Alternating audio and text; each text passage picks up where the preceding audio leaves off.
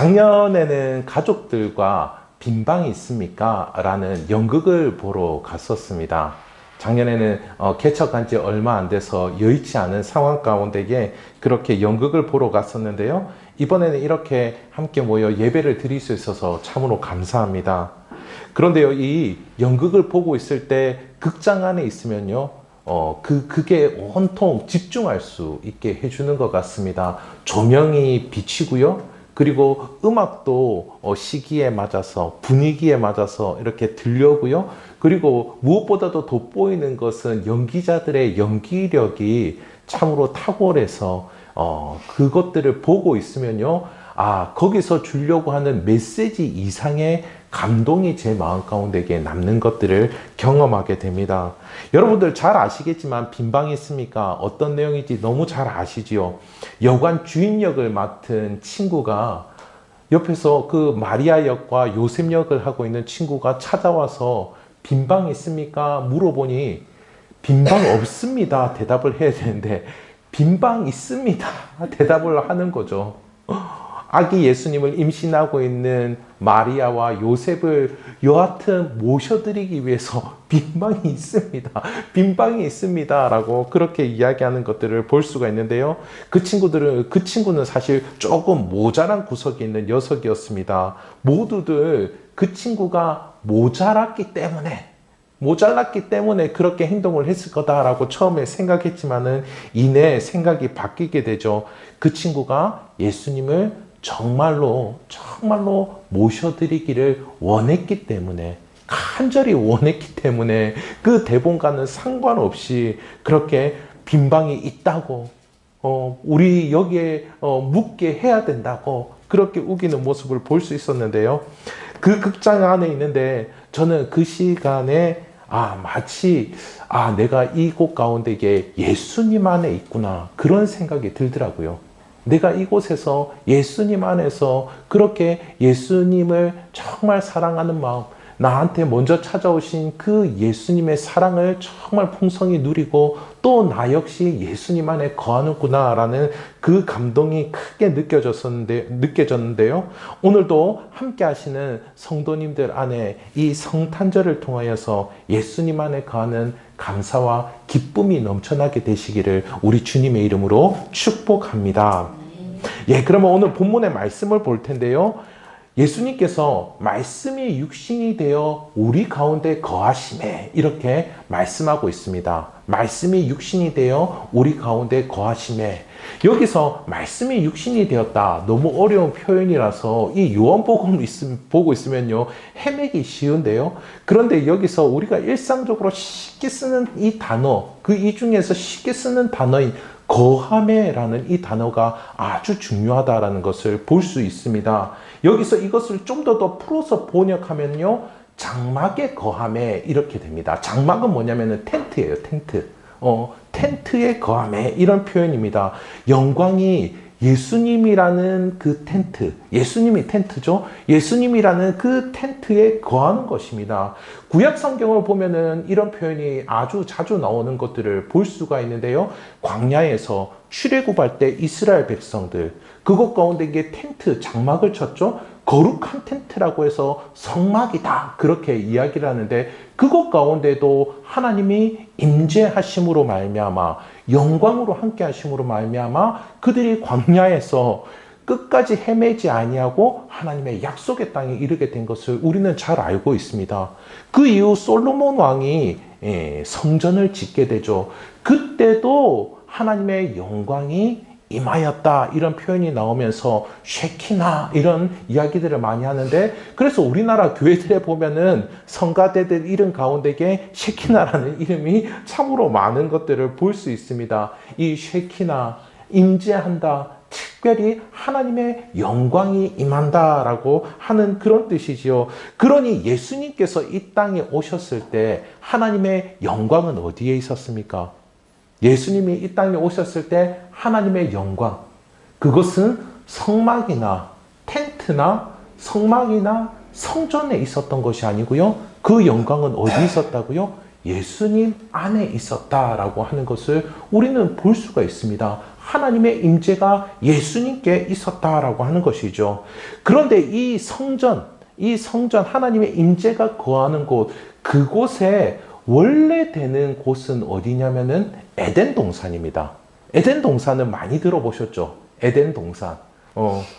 창세기 3장 8절에도 보면요, 이 비슷한 표현이 나옵니다. 하나님께서 동산에 거니시니, 동산에 거니시는 여호와 하나님, 이런 표현을 쓰고 있거든요. 여기서도 마찬가지로 하나님께서 임재하신다, 그렇게 말씀을 하고 있습니다. 이것이 말해주는 것이 바로 무엇이냐면은 에덴이 맛있는 거 많이 먹고 뛰어놀 수 있는 놀이동산이 아니고요, 성전이다라고 하는 것을 알 수가 있습니다. 하나님께서 거하시기 때문이죠. 에덴 하면 여러분은 떠오르는 이미지가 어떤 이미지이신가요? 모든 것이 풍요로운 그런 낙원이다, 이런 생각을 하기가 쉬울 것 같습니다. 그런데 이곳은 낙원 그 이상이다라고 하는 것이죠. 여러분, 먹을 것을 마음껏 먹고 또 쉴 대로 다 쉬어도 만족하지 못할 때가 있습니다.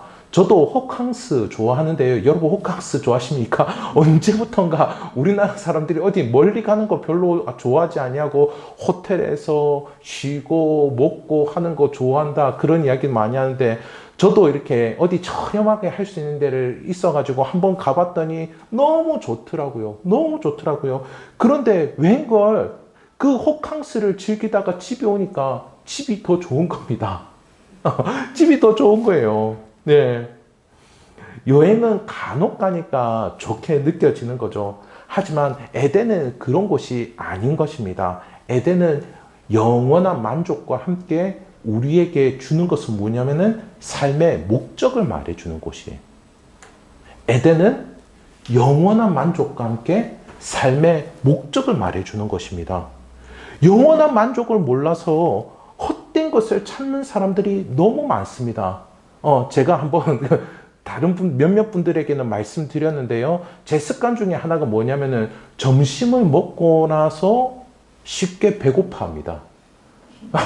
점심 먹었는데 왜 배고파해? 예, 그 희한하죠. 이상하게 점심을 먹었는데 또 배고픕니다. 그러면요, 옆에 있는 제 아내가 그래요. 그거 배고파서 그런 게 아니고요, 목이 말라서 그래요. 그래서 진짜 제가 한번 찾아보니까요, 사람이 목마른 것과 배고픈 것을 구분을 못한다 그러더라고요.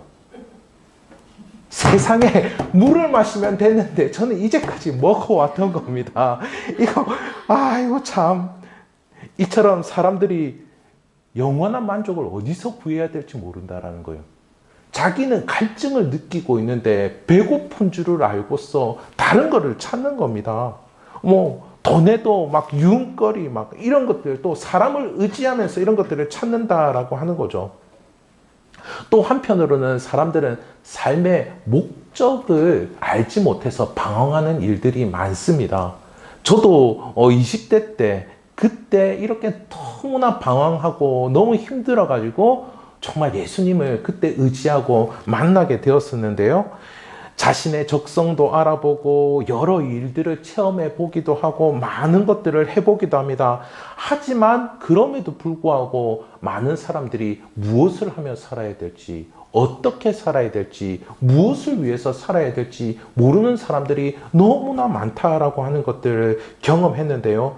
그것 때문에 참으로 인생의 목적을 찾지 못해서 혼란스러워하는 분들을 많이 보아왔습니다. 저 역시 그랬고요. 많은 이들이 공부를 열심히 해야지 합니다. 공부해서 무엇을 하겠습니까? 그리고 좋은 대학 가야지 이야기합니다. 좋은 대학 가서 무엇을 하겠습니까?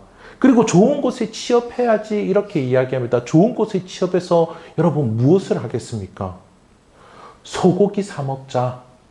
이런 걸로 결론이 나서는 안 되겠죠.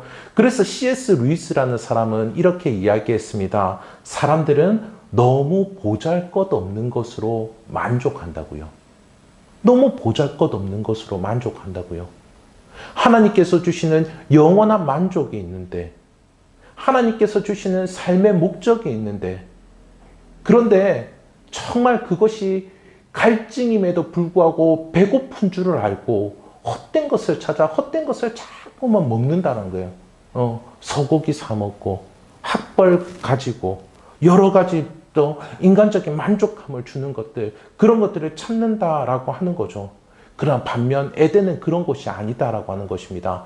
에덴은 사람에게 있어서 영원한 만족을 주는 것, 분명한 삶의 목적을 주는 것이 있다라는 것이죠. 그것은 무엇이냐면은 하나님과 함께 하기 때문에 만족하는 것입니다.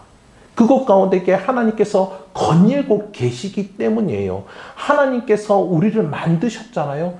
그 만드신 하나님이 그것 가운데 함께 거닐고 계시기에 우리의 삶에 목적이 주어질 수 있는 곳이 바로 이 성전이다라는 거예요. 에덴이라는 것이고 오늘 본문에서는 예수님이다라고 하는 것입니다. 여러분, 이런 에덴에 살고 싶지 않으십니까? 어떻습니까? 이런 에덴에 살고 싶지 않으세요? 이런 에덴에 살고 싶지 않았습니까? 이런 성전에서 지내고 싶지 않으십니까? 우리가 본래 살아야 하는 곳이 여러분 에덴 동산입니다. 에덴 동산. 그런데 웬걸요? 아담과 하와는 이 동산에 계시는 하나님을 밀쳐내 버리려고 합니다. 그랬더니 어떻게 됐습니까? 그들이 오히려 이 에덴에서 쫓겨나게 되는 신세가 되어버리고 말았지요. 예수님은 에덴을 회복하고 그보다 좋은 나라를 세우시고자 이 땅 가운데에 오셨습니다. 예수님은 십자가에서 이 일을 이루셨는데요. 여러분, 이렇게 성전 그림이 있습니다. 이렇게 성전 그림은 성막에도 있었고 성전에도 있었는데요. 성전의 맨 깊은 곳이 어떤 곳이냐면은 지극히 거룩한 장소라고 해서 지성소라는 곳이 있습니다. 그래서 그 지성소 안에는 그 언약궤가 상자입니다. 상자. 말씀이 담긴 상자인데 그 상자를 그 안에 두고서 그 안에 하나님께서 임재해 계시는 영광이 그곳 가운데 가득한데요. 그런데 영광이 너무나 가득한 그곳이기 때문에 거기 가림막을 하나 놨습니다. 그 가림막을 휘장이라고 하는데, 근데 그 휘장의 두께가 얼마나 두꺼우냐면 15cm 정도 됩니다. 여러분, 뭐 가림막 하나 하는데 15cm 두께의 가림막을 하시는 분들이 요즘에 있습니까? 우리도 여기 블라인드 치는데 블라인드 여기 1cm도 안 돼요. 0.5cm도 안 됩니다. 제가 보기에는 한 2mm밖에 안 되는데 15cm 두께의 그 천을 가지고서 막아놨다라고 하는 거죠. 그리고 우리가 잘 아는 교회 다니시는 분들은 잘 아는 찬양이 있습니다. 문들아 머리 들어라. 이 찬양 너무 잘 아시죠? 그 휘장이 15cm나 되게 두꺼웠기 때문에 사람들은 그것을 문이라고 생각하는 사람들도 있었다라는 겁니다. 그래서 이 문은 어떻습니까? 이렇게 열고 들어가고 이렇게 열고 들어가는 게 아니고요. 들고 들어가야 됩니다. 그래요. 들고 들어가야 되니 얼마나 힘겨웠겠습니까? 1년에 한 번 대제사장만 들어갈 수 있었는데요.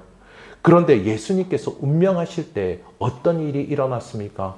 예수님께서 십자가에서 운명하실 때 예수님의 살이 찢기고 피가 나신 것 같이 그 휘장이 찢어졌다라는 거죠. 휘장. 하나님의 영광이 가득해서 그것을 가리고 있던 휘장이 찢어졌습니다. 그것도 밑에서부터가 아니고요. 위에서부터 아래로 찢어졌다라는 거예요. 이거는 하나님이 하신 일이다라고 하는 것입니다. 그 일로 인하여서 어떤 일이 일어났습니까? 그 일로 인하여서 지성소에서 하나님의 임재하심이 이 세상 가운데에 널리 퍼지게 된 것입니다. 널리 퍼지게 된 것이죠. 그리고 그 이후에 성전은 완전히 파괴되었습니다. 더 이상 성전에 하나님께서 거하시지 않습니다. 저 예루살렘에 가봤거든요. 예루살렘 성전에 가봤습니다. 예루살렘 성전에 하나님의 영광이 있는가? 그곳 가운데에 하나님의 영광이 있는 것이 아니고요. 그냥 울부짖는 사람만 있더라고요. 그 옆에 통곡의 벽이 있는데 통곡의 벽에 계속 손을 대고 뭐 어디다가 손을 놓고서 계속 통곡하는 사람만 있습니다. 그런데 그 사람들이 뭐를 통곡하는지도 모른 채 막 계속 통곡을 하는 그런 신용을 하는 것 같더라고요. 더 이상 하나님은 성전에 그런 어떤 건물에 거하지 않는다라는 거죠. 예수님이 성전이시다라는 겁니다. 그것이 찢어짐으로 말미암아 예수님을 통하여서 이 세상 가운데에 하나님의 영광이 전해지고 은혜가 전해지고 영원한 만족이 전해지고 삶의 목적이 주어지게 되었다라고 하는 것이죠. 요한복음 4장을 보면은 사마리아 여인과 예수님의 대화가 나오는 것을 볼 수가 있습니다. 사마리아 여인은 영혼의 갈증을 느끼고 있었는데요. 그녀는 5명의 남자와 살았지만은 그 5명의 남자가 모두 다 그녀를 책임져 주지 않았습니다. 그녀는 자신을 책임져 줄 남자를 찾았는데 남자들은 그렇지 않고 그녀를 이용하고 버릴 뿐이었죠. 그러니까 이 여인은 삶에 만족함이 없었던 것입니다. 계속해서 그 영혼 안에 있는 갈증들을 어때요? 자기를 책임져 줄 남자로 채우려고 했다라고 하는 것입니다. 배고픔을 달래고 있었던 것이죠. 갈증의 체험을 받은 것이 아니고요. 하지만 예수님께서는 이렇게 말씀하십니다. 내가 주는 물을 마시는 자는 영원히 목마르지 아니하니니 내가 주는 물은 그 속에서 솟아나는 샘물이 되리라. 그렇게 말씀하고 있습니다. 내가 주는 물을 마시는 자는 영원히 목마르지 않는다. 예수님께서 너에게 영원한 갈증을 해결해 주겠다. 그렇게 말씀하고 있는 것이죠. 그리고 요한복음 14장에 보면요. 도마가 나오는 것을 볼 수가 있습니다. 도마가 이렇게 이야기하는데요. 갈 길을 모르겠다. 이렇게 이야기합니다. 예수님과 거의 3년 반을 가까이 있었는데 내가 무엇을 위해서 살아가야 할지 어떻게 살아가야 할지 모르겠다. 그렇게 이야기를 합니다. 하지만 예수님께서 이렇게 말씀하시죠. 내가 곧 길이요 진리요 생명이니 나를 말미암지 않고는 아버지께로 갈 자가 없느니라. 예수님이 길이다라는 거죠. 예수님이 우리 인생의 표대가 되는 겁니다. 그분을 따르고 그분의 팔로우가 되는 거죠. 그분의 제자가 되는 겁니다. 이것이 우리의 삶의 목적이 되고 목표가 된다라고 하는 것이죠. 이렇게 성전이신 예수님 안에 거함으로 영원한 그 만족과 목적이 있는 삶을 살 수가 있습니다. 여러분, 오직 예수님 안에만 하나님의 영광이 있습니다. 하나님의 영광이 임하는 것 앞서도 쉐키나라고 그렇게 말씀을 드렸죠. 그런데 이와 반대되는 것이 있습니다. 이와 반대되는 것, 그것이 뭐냐면 하나님의 영광이 떠나는 거지요. 하나님의 영광이 떠나는 건데 그것이 무엇이냐면은 이가봇이라고 이야기합니다. 이가봇은 뭐냐면은 사무엘상 4장에 나오는 이야기인데요. 사무엘상 4장에 보면은 엘리의 두 아들이 나옵니다. 엘리는 대제사장이었거든요. 그런데 엘리의 두 아들인 홈니와 비느하스가 있는데 이 홈니와 비느하스가 아주 이 질이 나쁜 놈들입니다. 어떤 애들이냐면은 그 아버지, 대제사장인 아버지의 백으로 그 제사 드리는 곳을 마음껏 드나드는 거예요. 그리고 제사 때 드렸던 그 고기들 있잖아요. 고기를 거기서 이렇게 삶고 있으면요. 홈니와 비느하스가 갈고리를 가지고서 거기를 푹 찌릅니다. 그리고 큰 고기를 건져내면요. 다 자기 거. 하나님께 드리는 제물인데 다 자기 거라 하는 겁니다. 그리고 나중에 블레셋과의 전투 가운데 홈니와 비느하스가 나가거든요. 그때 어떻게 하는 줄 아십니까? 앞서 말한 그 지성소 안에 있는 말씀의 상자, 그거를 가지고서 전쟁터에 나갑니다. 그거를 가지고 전쟁터에 나가면은 우리가 승리할 거야. 하나님께서 여기도 임재하셔서 하나님께서 능력을 발하실 거야. 그 생각을 하고서 가지고 나갑니다. 그러니까 이거는 무슨 행동이죠? 하나님을 이용하겠다라는 겁니다. 하나님의 것을 빼앗고 하나님을 이용하는 그들은 어떻게 되죠? 전쟁에서 결국에는 죽게 되고요. 그 중에서 둘째 아들이었던 비느하스가 낳은 그 아들의 이름이 이가봇입니다. 우리에게서 하나님의 영광이 떠났다. 이들이 이랬던 근본적인 이유가 무엇이었을까요? 사무엘상 3장 1절에서 이렇게 말씀합니다. 아이 사무엘이 엘리 앞에서 여호와를 섬길 때에는 여호와의 말씀이 희귀하여 이상이 흔히 보이지 않았더라. 말씀이 희귀하여 이상이 보이지 않았다라고 합니다. 하나님의 말씀에 관심이 없어서 내가 바라는 이상, 나의 비전이, 우리의 비전이 없었다라는 겁니다. 그들은 말씀에서 떠나 있었다라는 것이죠. 그래서 이가봇, 하나님의 영광이 떠나게 되는 결과를 맺었던 것이죠. 그러나 예수님은 이들이 실패한 자리에서 승리하고 있음을 볼 수가 있습니다. 예수님은 사단에 이끌려서 광야로 가셨거든요.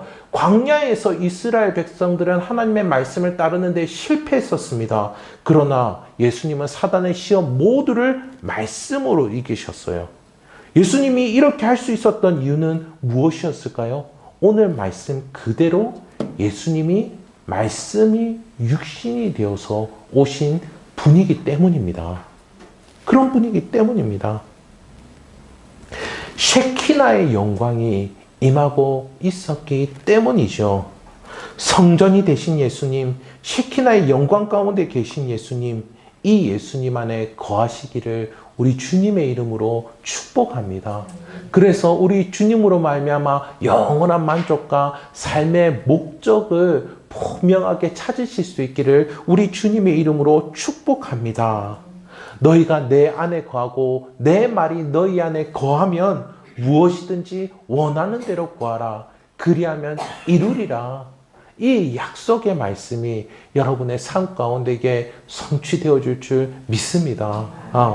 하나님의 임재 가운데에 제사장의 축복을 경험하시기를 소원합니다. 에덴 동산을 한번 생각해 보십시오. 에덴 동산은 하나님이 계신 성전이라고 이야기했습니다. 그리고 아담은 어땠습니까? 처음에 하나님의 뜻대로 그곳 가운데 있었고요. 하나님과 대화를 했다라고 나옵니다. 그러니까요, 이 아담은 에덴이라는 성전의 제사장입니다. 그렇죠? 아담이라는 성전의 제사장이에요. 그리고 그 이후에도 제사장 가문들이 있었지만 이스라엘 백성들 모두가 광야에서 하나님의 임재 가운데에 하나님의 말씀을 받고 그 말씀의 뜻 가운데에 살려고 하고 다른 사람을 도우려고 하는 그 모습 가운데 있었던 그들 역시 제사장들입니다. 그리고 신약에서는 우리에게 대해서도 왕 같은 제사장이다. 그렇게 이야기합니다. 하나님 앞에 나가서 이 세상의 일들을 가지고서 기도해 줄 수 있는 사람, 하나님의 은혜를 전해 줄 수 있는 그런 제사장이다라고 하는 거죠. 그러니까 여러분, 광야에서 이스라엘 백성들, 그들에게 제사장 축복을 해주는 것, 그것이 우리가 받는 축복이다라고 볼 수 있습니다. 민수기 6장 24절부터 26절을 보도록 하겠습니다. 오늘 순서지 뒷면에 있습니다. 제가 한 절, 여러분 한 절, 제가 한 절, 여러분 한 절, 마지막 절을 우리 다 함께 읽어보도록 하겠습니다. 여호와는 내게 복을 주시고 너를 지키시기를 원하며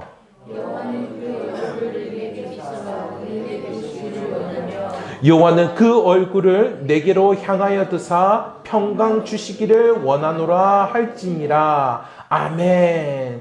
이제는 예수님 안에 거하는 자들이 제사장입니다. 이와 같은 축복을 경험하게 되시기를 간절히 소원합니다. 하나님의 은혜 가운데에서 또 다른 사람에게 그 은혜를 전해주는 그 자에게 하나님은 지키시고 은혜를 베풀어 주시며 평안을 더하여 주실 줄 믿습니다.